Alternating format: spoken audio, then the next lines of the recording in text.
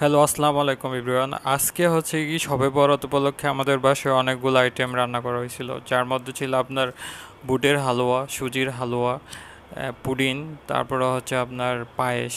পুডিংটা ছিল অসাধারণ, দেখতেও অনেক ভালো লাগতেছিল পুডিংটা। পায়েস আমার খুব একটা পছন্দের খাবার না, তারপরেও ভালো লাগে হালকা পাতলা আর কি। আর আমার সবচেয়ে ফেভারিট হচ্ছে আপনার ফ্রুট কাস্টার্ড, যেটা হচ্ছে আপনার পাশের বাড়ি থেকে পাঠানো হয়েছিল।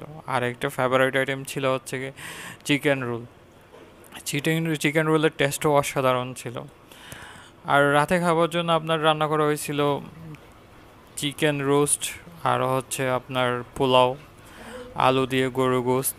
আলু দিয়ে গরু গোস্তটা অসাধারণ ছিল, কারণ আমার খুবই পছন্দের একটা খাবার ছিল আলু গোস্ত। তারপর হচ্ছে আপনার কলিজা ভুনা, আর চালের রুটি দিয়ে গরুর মাংসের টেস্টটা তো অসাধারণ। সো ধন্যবাদ সবাইকে, ভালো থাকবেন।